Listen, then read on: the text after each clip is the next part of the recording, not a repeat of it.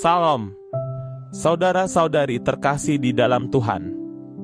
Selamat datang di channel Ungke Sahyu, tempat kita bersama-sama merenungkan firman Tuhan yang hidup.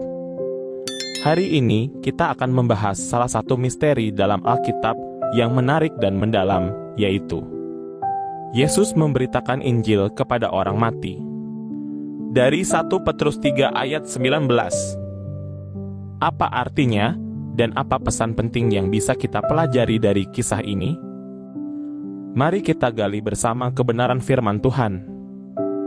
Jangan lupa dukung channel ini dengan like, subscribe, dan bagikan video ini ke teman-temanmu. Tema: Yesus memberitakan Injil kepada orang mati. 1 Petrus 3 ayat 19. Dan di dalam roh itu juga ia pergi memberitakan Injil kepada roh-roh yang di dalam penjara. Makna Yesus memberitakan Injil kepada orang mati. Ayat ini sering menjadi perdebatan dalam teologi karena menyangkut peristiwa rohani yang terjadi setelah kematian Yesus dan sebelum kebangkitannya. Untuk memahami lebih dalam, mari kita melihat. 1. Makna bahasa Yunani. Kata roh. Kata roh ini berasal dari kata Yunani pneuma yang merujuk pada dimensi non-fisik manusia atau makhluk spiritual. Kata penjara. Kata penjara ini diterjemahkan dari pilake yang berarti tempat penjagaan atau kurungan, sering dihubungkan dengan tempat roh-roh terkurung sebelum penghakiman akhir. Kata memberitakan Injil. Kata memberitakan Injil ini berasal dari kata Yunani kruso yang berarti memproklamasikan atau mengumumkan. Hal ini bisa diartikan bahwa Yesus menyampaikan pesan penting bukan untuk memberi kesempatan kedua tetapi menegaskan kemenangannya atas dosa dan maut. 2. Konteks ayat. Dalam konteks 1 Petrus 3 ayat 18-22, Rasul Petrus berbicara tentang Kristus yang 1. Mati untuk dosa manusia. Ayat 18a. 2. Hidup dalam roh setelah kematiannya. Ayat 18b. 3. Memberitakan pesan kepada roh-roh di dalam penjara. Ayat 19.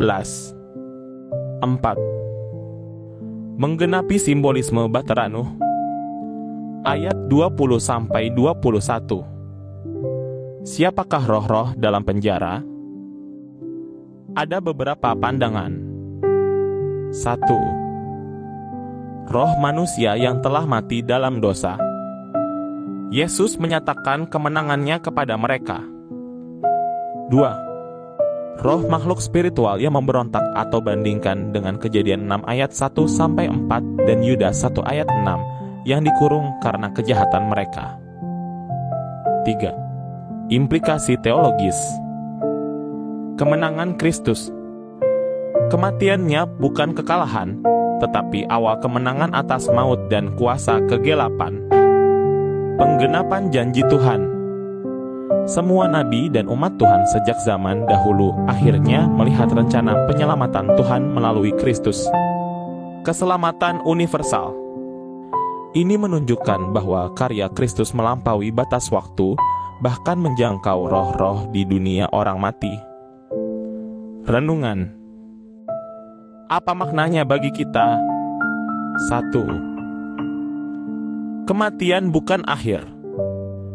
Kematian bukanlah akhir dari eksistensi. Seperti roh-roh di zaman Nuh yang menantikan penghakiman, kita juga akan menghadapi kehidupan setelah kematian.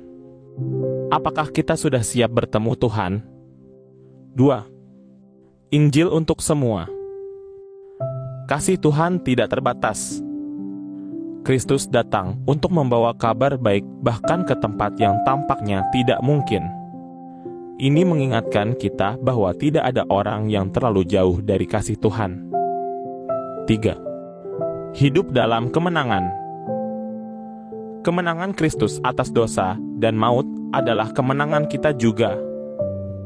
hidup kita tidak perlu lagi dikuasai rasa takut atau dosa, sebab kuasa kebangkitan Kristus sudah membebaskan kita. Pertanyaan renungan. 1. Apakah saya hidup dalam kemenangan yang Kristus berikan melalui kebangkitannya? 2. Bagaimana saya dapat membawa Injil kepada orang-orang yang merasa terkurung oleh dosa atau kesedihan dalam hidup mereka?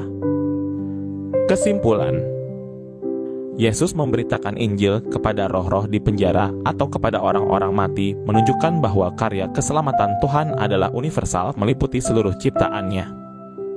Sebagai pengikut Kristus, kita dipanggil untuk melanjutkan pewartaan Injil, membawa kabar baik kepada mereka yang merasa terbelenggu oleh dosa, rasa takut, atau putus asa. Mari kita berdoa. Tuhan, ajar kami untuk hidup dalam kemenangan-Mu dan membawa terang Injil kepada mereka yang terhilang. Terima kasih untuk kasih-Mu yang melampaui batas waktu dan tempat. Amin. Terima kasih telah menyaksikan video ini. Yesus menunjukkan bahwa kasih dan karya keselamatannya melampaui batas waktu dan ruang, termasuk dunia orang mati. Apakah kita sudah hidup dalam kemenangannya? Jika video ini memberkati Anda, jangan lupa tinggalkan komentar, bagikan ke sahabat Anda, dan nyalakan lonceng notifikasinya agar tidak ketinggalan konten rohani lainnya. Sampai jumpa di video berikutnya, teman-teman Ung Kesahiu. Tuhan memberkati.